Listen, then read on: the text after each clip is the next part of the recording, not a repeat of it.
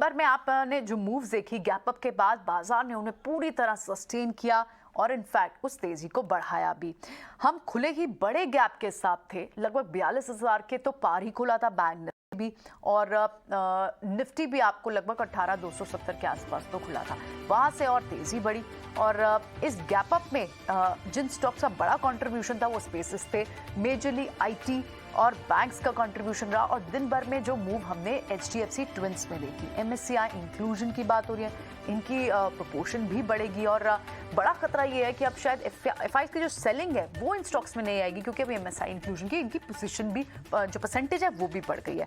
सो ये कुछ बड़े स्टॉक्स थे जिन पर आज आपने दिन भर में मूव देखी। डॉलर की वीकनेस से मेटल्स को स्ट्रेंथ मिली, टाटा स्टील जैसे काउंटर्स हो, उसके अलावा जेएसडब्ल्यू स्टील हो, जेएसपीएल हो, इन काउंटर्स में आपको अच्छी मूव देखने को मिली। आज आपको ऑटो स्टॉक्स थोड़े लगाड़ दिखाई दिए और फार्मा और साथ ही एफएमसीजी जो टिपिकली डिफेंसिव बेट्स होते हैं वो भी लगाड़ थे।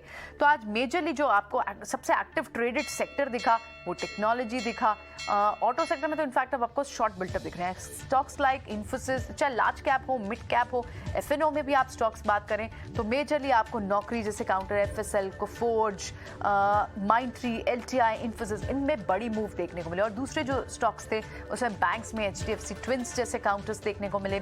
प्रॉपर्टी सेक्टर्स में, रियल एस्टेट में गोदरेज प्रॉपर्टी जैसे काउंटर्स में बड़ी मूव देखने को मिली। और उन जिन स्पेसेस में लुपिन जैसे काउंटर जिनमें बहुत समय से एक अंडर वैल्यू रही है, वहां वैल्यू इमर्ज होती हुई दिखाई दे रही है कि आप उन स्टॉक्स में भी बड़ी मूव देख रहे हैं। तो दिन भर में बाजार में जो बढ़त रही उसे बिल्कुल खोया नहीं बाजार ने। बड़ा सपोर्ट इंडेक्स को रिलायंस ने दिया, निफ्टी को, और बैंकिंग स्टॉक्स को तो सारे पीएसयू बास्केट में अच्छी वाइब्रेंस, और एचडीएफसी ने तो और ज्यादा फ्यूल भी दिया इस पूरी रैली को।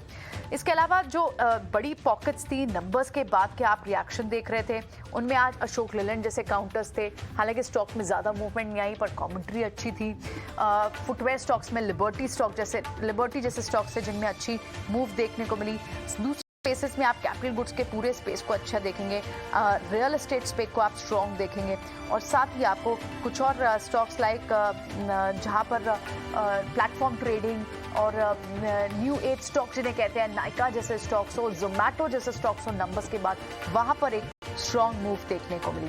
सो overall a very good week, a good day. और साथ ही जो रिस्पाइट की न्यूज, जो एक बड़ी मॉन्स्टर रैली यूएस मार्केट से देखने को मिली जिसने तेजी दी, जिसने फ्यूल दिया सारी ग्लोबली सारे बाजारों को, वो सबसे बड़ा ट्रिगर रहा इंडियन मार्केट्स के लिए भी। अब देखना होगा कि वीकेंड पे किस तरह के क्यूज रहते हैं। हालांकि अभी फिलहाल के लिए कुछ समय के लिए तो ये रैली सस्टेन लगती है।